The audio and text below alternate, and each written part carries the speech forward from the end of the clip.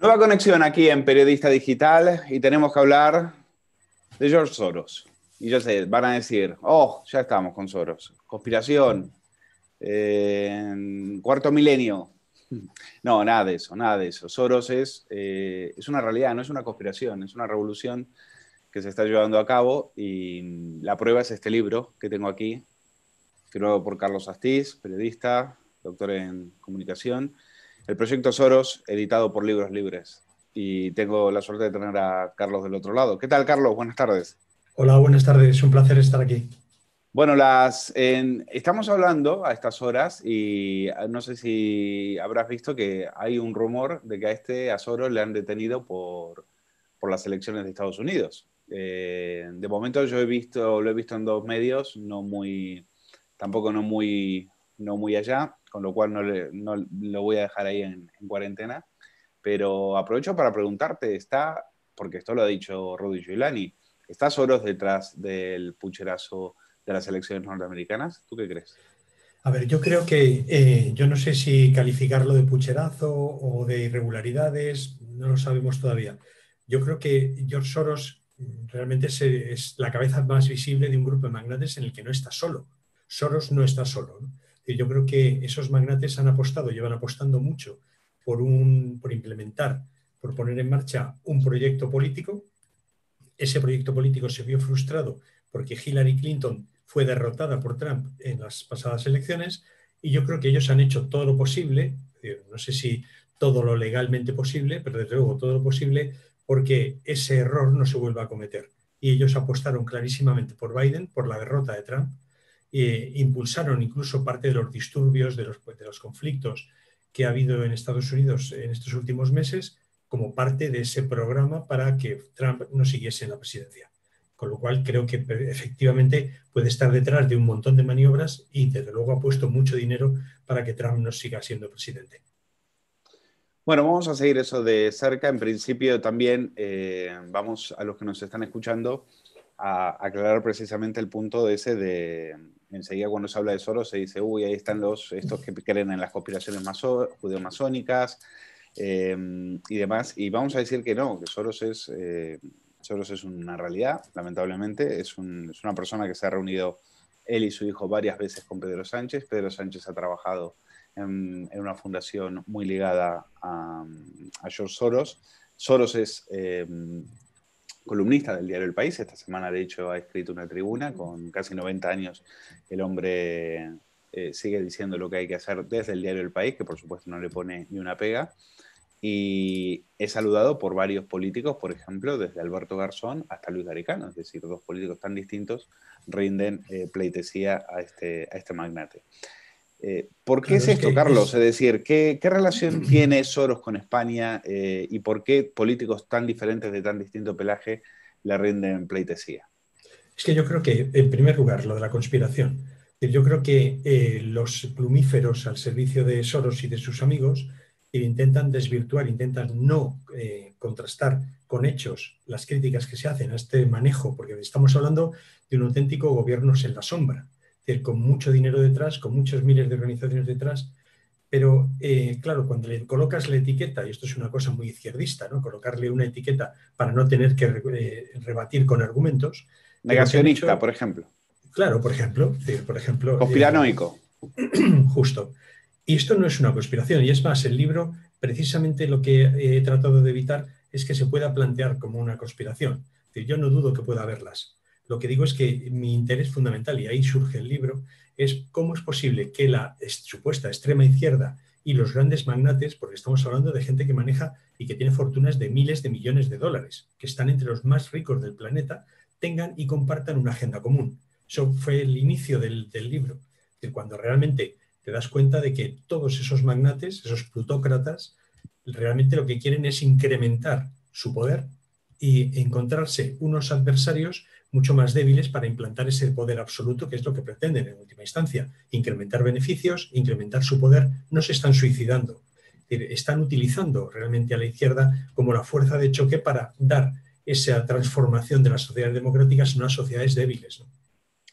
Bueno, eso es lo más increíble de todo esto. Es decir, cómo secuestran o utilizan, mejor dicho, a la izquierda para sus propios intereses, ponen, en el caso de la Open Society, tú mencionas 1.200 millones de euros al año. Al año, sí, Es sí. impresionante la cifra, 1.200 millones de euros al año en la Open Society para darle, por ejemplo, 50.000 euros a Nacho Escolar, que él lo ha reconocido, no estoy inventándome nada, lo ha reconocido él, ponerle dinero al diario El País, como ha salido también en otros medios, ponerle dinero a Ana Pastor y a su verificadora oficial. Es decir, ¿cómo puede ser que la izquierda haya aceptado tan alegremente? Entiendo también que quizás ha sido comprada por tanto dinero, para que efectivamente estos plutócratas se hagan con la agenda y tengan a la izquierda como fuerza de choque.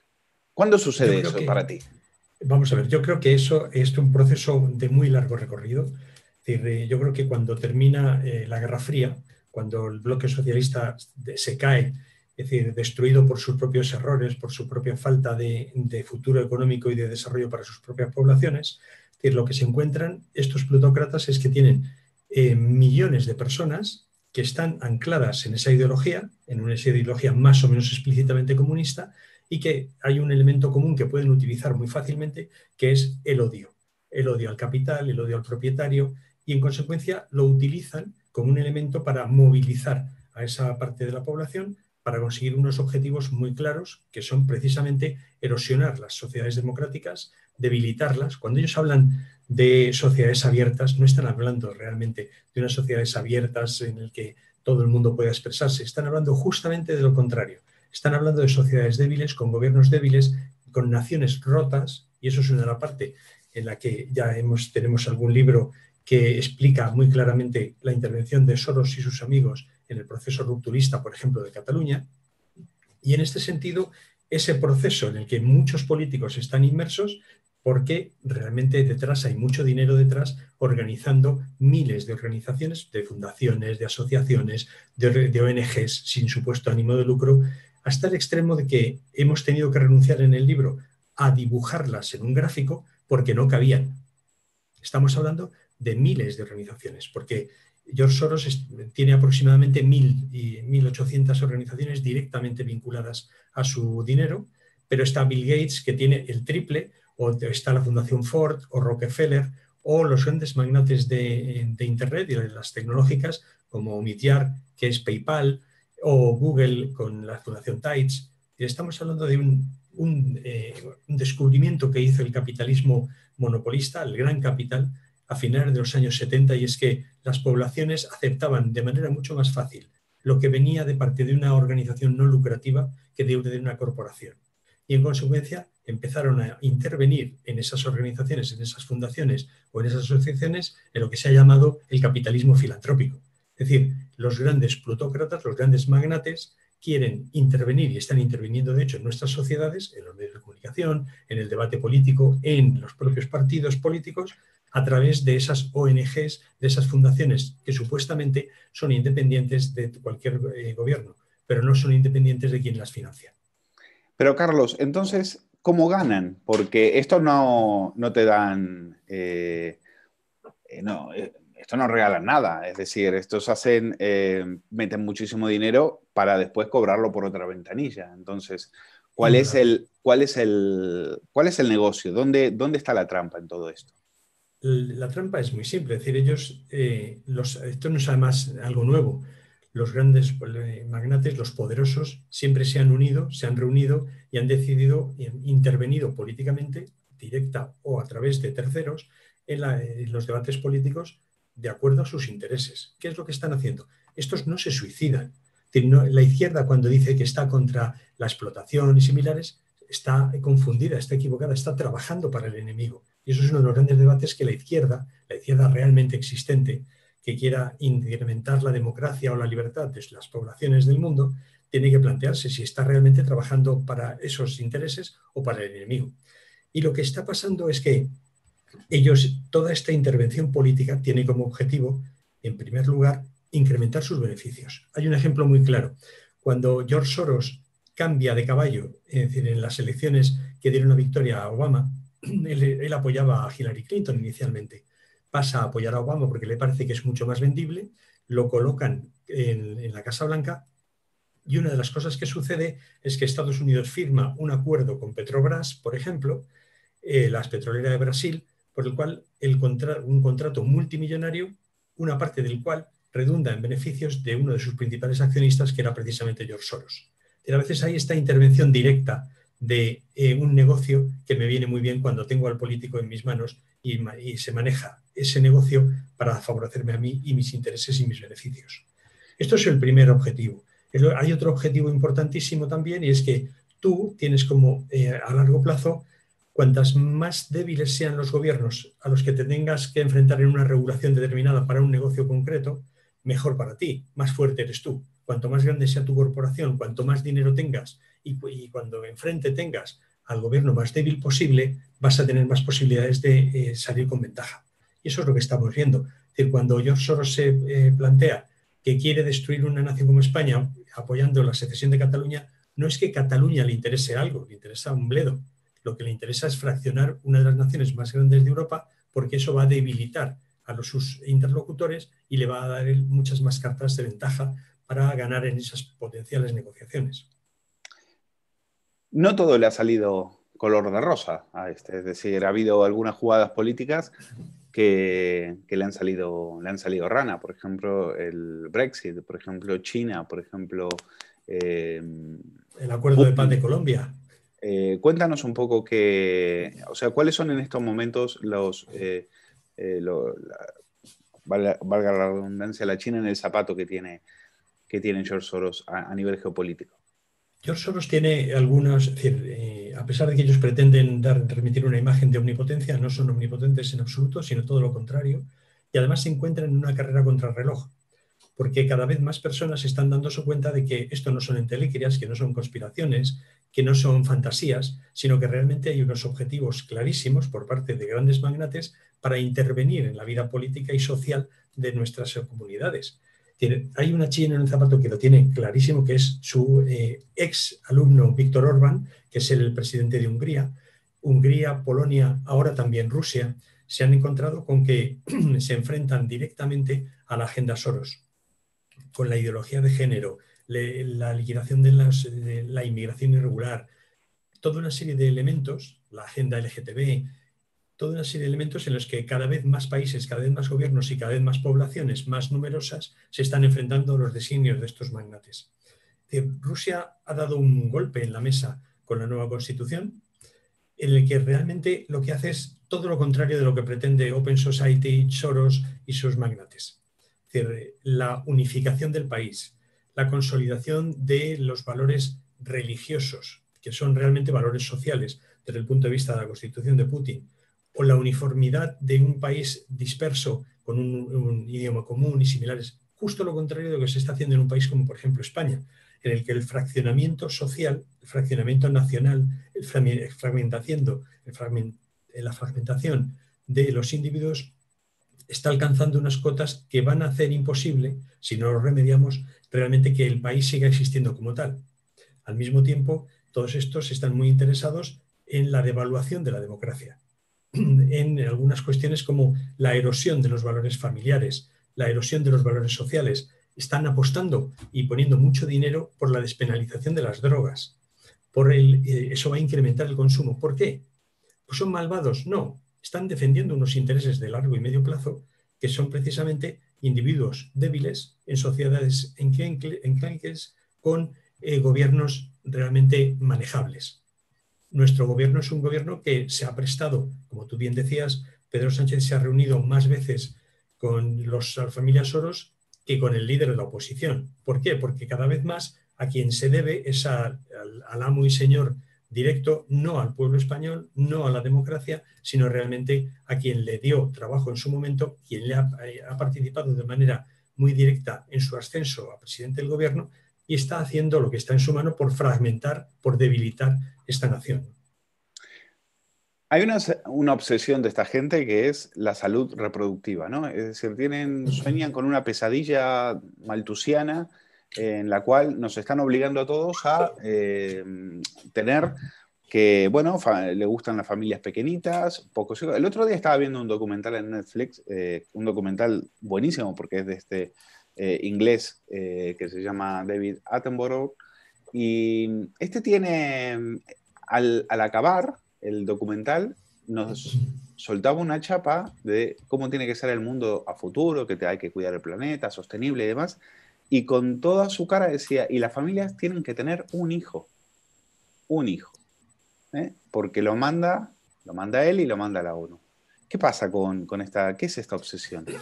A ver, yo creo que, como tú bien has dicho, desde el siglo XVIII, especialmente en el entorno anglosajón, los ricos, los poderosos, han considerado que había demasiados pobres, que había demasiada gente que olía mal, que no se prestaba a obedecer de manera rápida e inmediata a sus designios, y en consecuencia han Y que intentado... se podían rebelar, Carlos. Exacto. Y que en algún momento se podían levantar en armas. Justo, a eso iba. Y montar unas barricadas y acabar y cortarte la cabeza en una guillotina.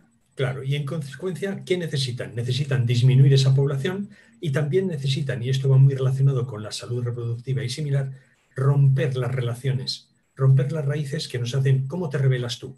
Cuando tienes algo que defender, cuando realmente te consideras sólido internamente, y por eso están destruyendo la familia, la pareja. Es decir, cuando tú trasladas el odio de la lucha de clases al interior de la pareja, surge la ideología de género. Claro. En la que la mujer desconfía del hombre porque es un violador en potencia o un agresor en potencia. Claro. El hombre desconfía de la mujer porque tiene armas legislativas suficientes o legales para llevarte a la cárcel si resulta que no ha salido bien la cita.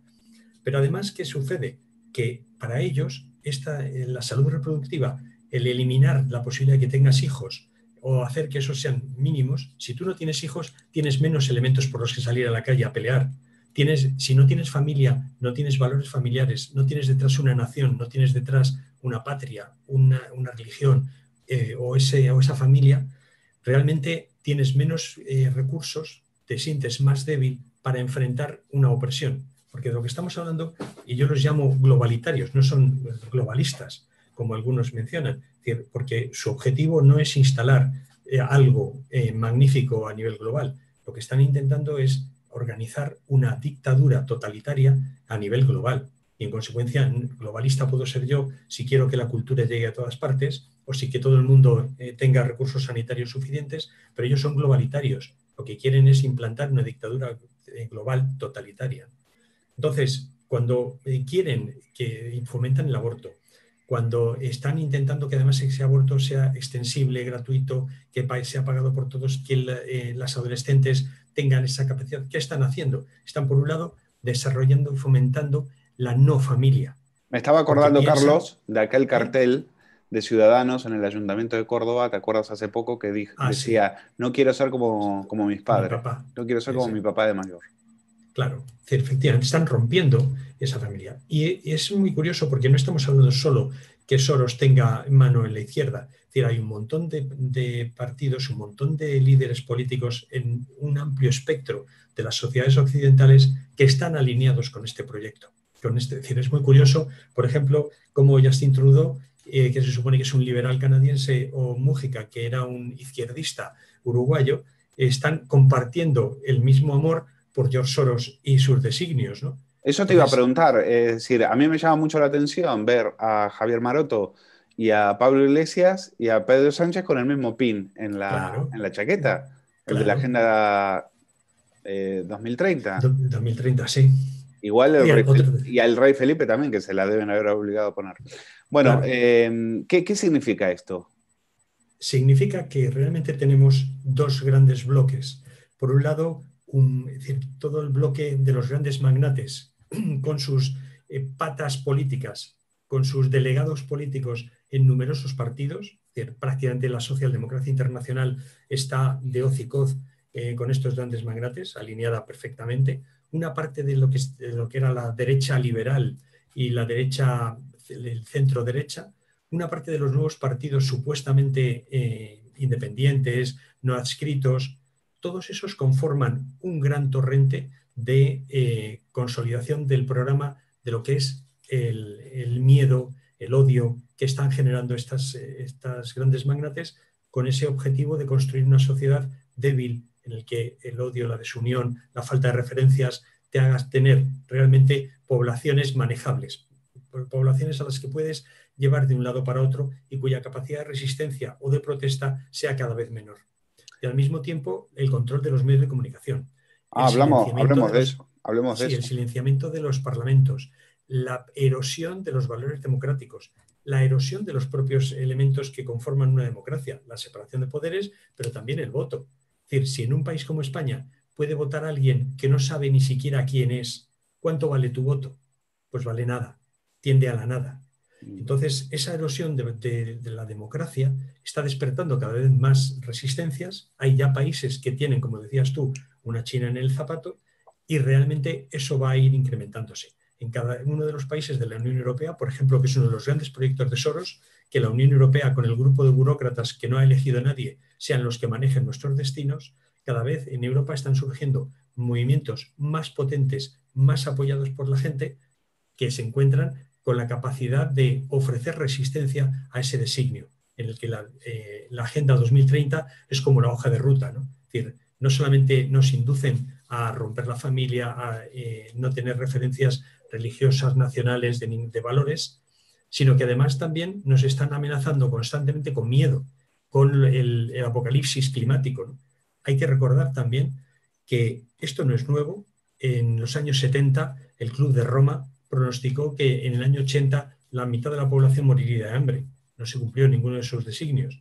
Y eso yo creo que además ahora este intento de que la familia sea reducida a la casi nada se ve mucho más acuciada porque entramos en un proceso de automatización, de robotización, en el que les sobra incluso mano de obra. Hablabas de medios de comunicación. A mí siempre me llamaba la atención, te hablo hace 20 años, ver, por ejemplo, cuando llegué a España, ver carteles de ONGs, avisos, anuncios en los periódicos muy caros, diciendo adopte a un niño argentino, adopte a un abuelo no sé qué, adopte a tal, etc. Es decir, y yo decía, hombre, para ser organizaciones benéficas, ¿cuánto dinero tienen, no? Porque meter estos anuncios, Stop the Children, ayuda a la acción, no sé qué, Oxfam, sobre todo, Oxfam, bueno, había que poner mucho dinero. Luego nos enteramos que, claro, detrás de todos estos había gente muy poderosa, ¿no? Sí, y claro. los medios de comunicación, si te ponen tanto dinero, pues entonces ya los tienes comprados. Claro, pero algunos de esos anuncios inicialmente son gratuitos, ¿no? Y se utilizan para cubrir huecos, ¿vale? Algunas ONGs sí se dieron cuenta de esa carencia en los medios especialmente impresos, pero lo que ha llegado ahora a la situación es a que esos medios de comunicación directamente reciben dinero sin intermediarios de los grandes magnates. Es decir, Bill Gates es el principal financiador o uno de los principales financiadores del The Guardian, que es como el buque estrella de la socialdemocracia europea, del que son devotos pues también El País, La República, Le Monde, de Der tal manera que Spiegel, todos El estos País, sí, medios exacto. alineados con la izquierda, entre comillas, con la izquierda socialdemócrata, están perfectamente en orden para los planes de los magnates de Soros y compañía. Y te iba a preguntar también por la inmigración ilegal. Estamos viendo en este momento en Canarias lo que en las televisiones tú enciendes y dicen drama humanitario. Y tú Claro. los ves llegar en pateras, con móviles iPhone, muy bien, muchos de ellos haciéndose selfies, con teléfonos caros, etc. Entonces, hombre, drama humanitario para mí el de Canarias, que están convirtiendo Canarias en un campo de refugiados. ¿Por qué hay tanto interés en el pensamiento de Soros, en el pensamiento de todos estos, en fomentar la inmigración ilegal? A ver, lo primero es que cuando tú quieres destruir una nación, debilitarla, lo que tienes que hacer es fragmentarla. Si tú introduces grupos que no se reconozcan entre sí, que no tengan elementos comunes, ese fraccionamiento es mucho más fácil, mucho más sencillo. Y esa fragmentación llega un momento en el que se convierte en enfrentamiento, incluso violento, rompiendo la posibilidad de que esa sociedad se desarrolle de manera uniforme y conjunta. Pero el caso de la inmigración irregular tiene, además de ese componente, tiene dos componentes criminales. En primer lugar, el componente de criminal en origen.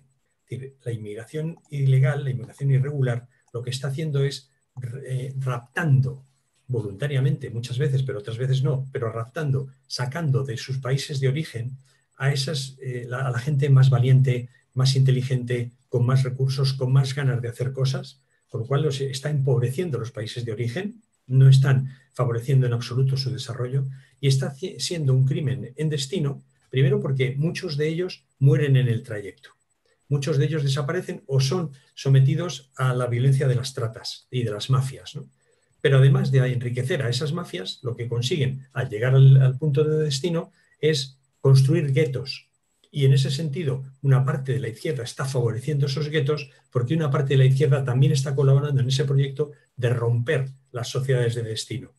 Es decir, si en España, por ejemplo, tenemos muchos inmigrantes iberoamericanos, si realmente queremos superar o ayudarles, ¿por qué no se favorece por parte de Soros y compañía la inmigración de Iberoamérica? En el que Esos son tenemos elementos peligrosísimos. comunes. Y claro, por supuesto, también, y no hay más que verte a ti. Y si tenemos además elementos comunes como el idioma, como los valores familiares, como una parte de nuestra historia. Es decir, como decía el otro, es decir, los iberoamericanos no eran de España, éramos España todos juntos, ¿no?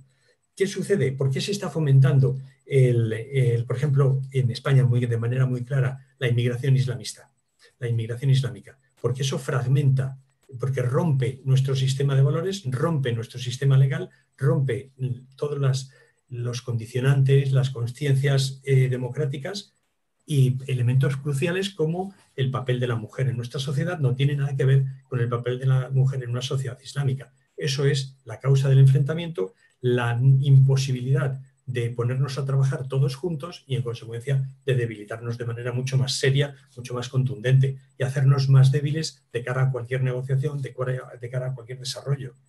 Igual Sobre que, todo a nivel electoral también, ¿no? claro, Carlos, eso es una porque variante. lo tienen muy estudiado, ¿no? Es decir, en algunos fortines electorales, digamos, de derechas, pues habrá que desestabilizarlos de algún modo para poder empezar a ganar votos ahí, ¿no? Y una de las maneras es esta, precisamente, a través de inyectar población extranjera. Claro, tú tienes el Ayuntamiento de Barcelona, ¿no? En el que realmente no solamente se acepta y se da la bienvenida a los inmigrantes, especialmente africanos, sino que además se los financia. Yo recuerdo el 1.000.000 de euros que le dio Ada Colau a un sindicato de manteros, a un supuesto sindicato de manteros senegaleses, ¿no? ¿Qué sucede? Que es gente que además no se siente involucrada ni vinculada a la ley española, ni a sus costumbres, hace lo que quiere y en consecuencia eso va a generar tensiones, no tensiones en La Moraleja o en Valvidrera, va a generar tensiones entre las poblaciones obreras, va a impedir que los que no tienen nada se unan porque tienen enormes diferencias culturales o religiosas que estos intentan fomentar. En el asunto de las elecciones, es decir, como hemos visto en Estados Unidos, ellos están dispuestos a mantener la fachada de la democracia electoral, pero dudo que tengan realmente interés en mantener esa democracia electoral, esa capacidad de decidir de las poblaciones de manera real. El énfasis que han puesto el Partido Demócrata en el voto por correo, el énfasis, el intento que están haciendo de que todos los votos se conviertan en votos por móvil o votos electrónicos, al final puede determinar que realmente no volvamos a tener unas elecciones libres nunca, ¿no? Claro. Ese es uno de los mayores peligros que enfrentamos. Es muy interesante porque han conseguido hacer, es decir, no han necesitado ningún tipo de partido político, es decir, al contrario, han puesto a la mayoría de los partidos políticos en fila india a comprar estos argumentarios, a comprar esta especie de nueva creencia, de nueva religión, y han tenido que poner muchísimo dinero, pero hoy es algo absolutamente transversal que prácticamente inunda a todos los partidos y quien se rebele frente a eso, pues queda enseguidamente estigmatizado. Claro. Es una jugada maestra. ¿Cómo se revela uno frente a eso? Vamos a ver, yo creo que hay que romper una lanza en favor de la resistencia y en favor del optimismo. Es decir, ellos además intentan difundir el pesimismo constantemente.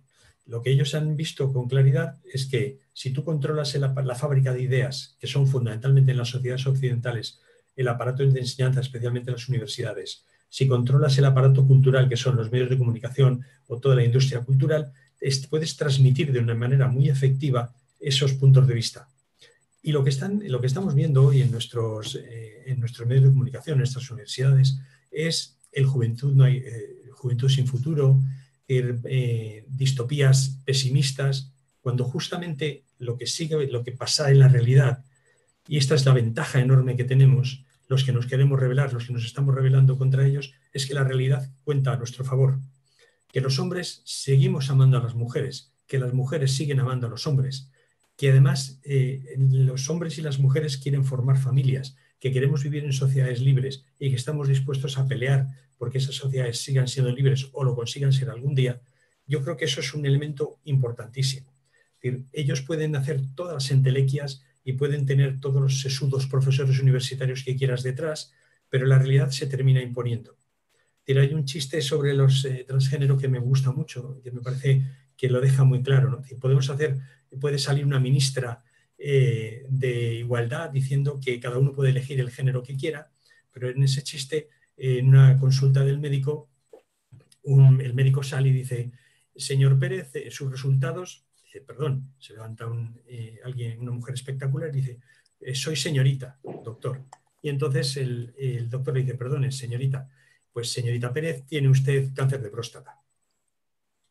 En consecuencia, la realidad se termina imponiendo, y la realidad es que la gente quiere vivir en familia, ama a sus semejantes en general y quiere vivir en libertad, quiere consolidar esa democracia. Y afortunadamente, a pesar de esa transversalidad, de que parece que todos los partidos tienen una voz única y común, igual que los medios de comunicación, parece que solo hay un periódico, solo hay una información. Esto cada vez se parece más a la Unión Soviética, ¿no? En el que había el Pravda y otros 100.000 periódicos en todas partes, pero los 100.001 decían exactamente lo que decía el Pravda. Pues aquí es poco más o menos lo mismo, ¿no? Es decir, las televisiones podemos tener 25.000 canales, pero con algunas honrosas excepciones, todos tienen la misma escaleta, dicen lo mismo, con el mismo enfoque, y lo que es más llamativo, los mismos silencios sobre cuestiones que no quieren mencionar. Efectivamente. Bueno, mi chiste preferido es una viñeta del Roto, precisamente en el diario El País, que dice: yo digo todo que... Es un tío que aparece, está así, sonriente, y dice: yo digo todo que sí para que no me llamen negacionista. Efectivamente, en eso estamos. Es decir, la pandemia también lo que ha demostrado es que hay todo un proyecto, aprovechando cualquier crisis, una crisis sanitaria, una crisis ecológica, una crisis económica. Es decir, hay determinados organismos o determinados grupos que quieren silenciar los parlamentos, acallar o uniformizar a todos los medios de comunicación, y que la opinión pública no pueda expresarse con libertad, que los tribunales estén bajo su mando, y eso es directamente, tiene un rótulo que es dictadura, ¿no? Entonces, por mucha parafernalia que le echen, realmente hacia dónde vamos. Un gobierno como el que tenemos no va a proporcionarnos más libertad, está haciendo todo lo contrario, está rompiéndonos la sociedad, y vamos hacia una sociedad en la que cada vez es más difícil expresarse con libertad, en el que además la alegría y el optimismo son elementos revolucionarios y además que rompen la uniformidad de la tristeza, del miedo y del horror que supone la pandemia o la crisis económica, y justamente es eso lo que hay que hacer. Tenemos que estar, como se decía hace muchos años, alegres y combativos, porque a pesar de todo su dinero van a terminar perdiendo. Pues lo vamos a dejar aquí.